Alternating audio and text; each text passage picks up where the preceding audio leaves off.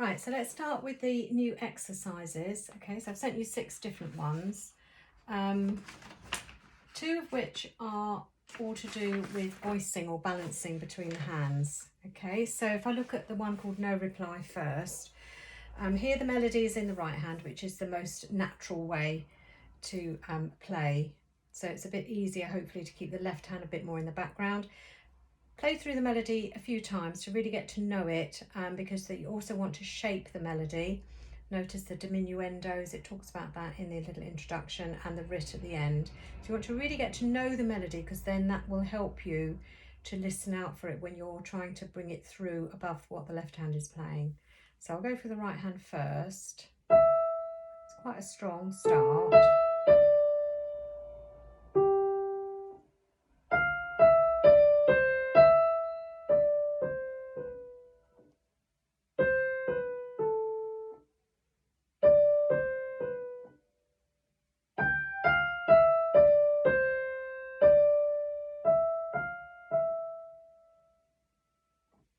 Quite a soulful sort of tune.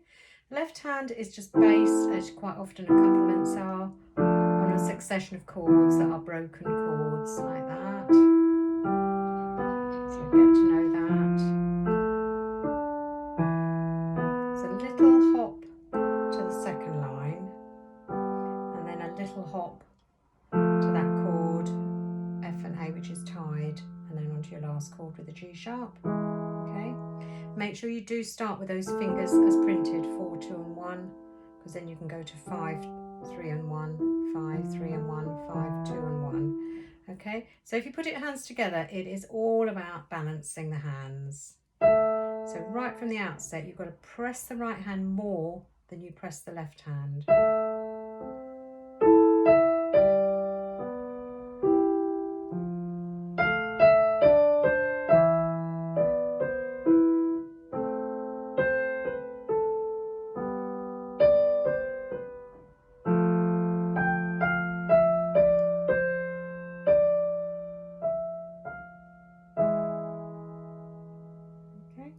So quite a lot of sensitivity to the needs of the melody particularly.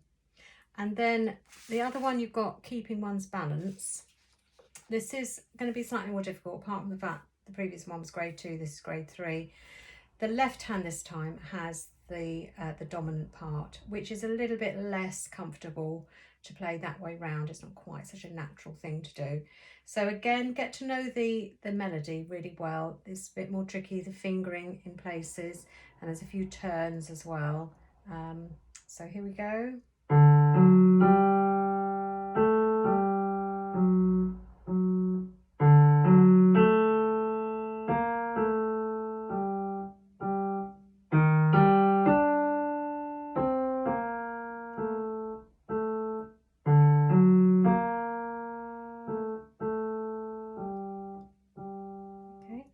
Mentions in the introduction about a cello-like melody. Sometimes it does help to imagine it being played on another instrument so that you can give it sort of a bit more of an identity. So I probably started it a little bit too loud, because it starts MP, then it's MF, then it's forte, so it's gradually building the volume.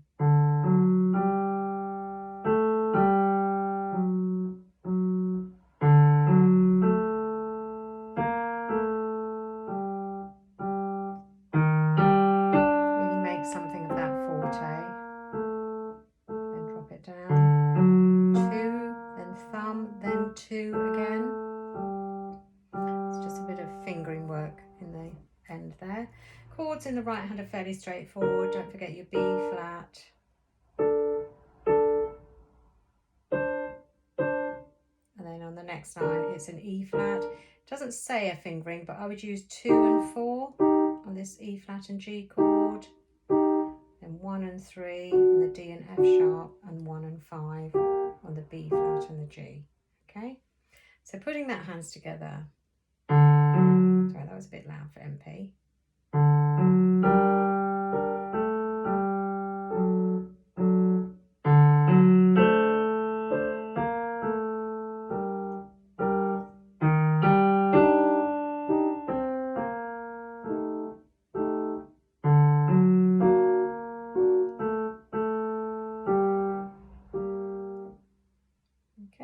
Slightly more easy to start because the left hand is starting alone, so you haven't got to balance the hands right at the beginning. But obviously every time you hit the middle of the bar when the right hand joins in with the chord, that's where you've got to be careful that the right hand doesn't come out too firmly. And even at the end, that last bar, right, the thumb, it's just pushing that G just slightly more than the chords, rather than this. Because now all I can hear is that top G. All right, my ear's been taken away from that melody. I need to hear the end of it. And what else have we got? We've got a good workout, completely different here. So this is based on an arpeggio, a little bit unusual, this one. It doesn't sort of mention, it says about flexibility in the wrist. Careful placing the thumb. Sustain notes bar 2 and 3. Yeah. Doesn't make any mention. There's 2 places in the left hand and the right hand here where you're required to slip the finger underneath. So the 5 goes underneath from the 4, and the left hand from the F sharp, again the 5 goes underneath the 4. It doesn't really mention that, strangely, but I would say that's something that's a feature of this music. So we start with just a staccato arpeggio, unusual timing though for that. Here's the first turning under, tied, then it does it again, watch the top notes, under, see that? Okay, then you've got first chord in the first bar. Repeat it to the second ending, and then the ending is just that arpeggio to finish off. Left hand does a descending arpeggio down to F, F sharp, and again put the little finger underneath so you create a join. Then you've got the first time bar, then it repeats it again.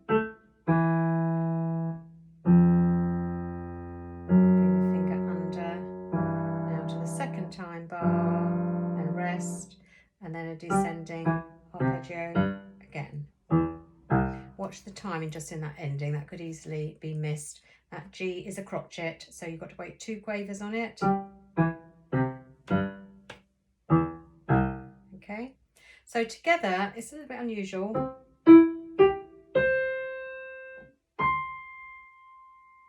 Join the top line. Join both outer lines here. Let's see, I keep doing that. Then the first chord again, and then back to the beginning. Tuck the finger under. Lift the thumb in the right hand, so you play the C again, but everything else must join there. Second time bar, and staccato to finish. Did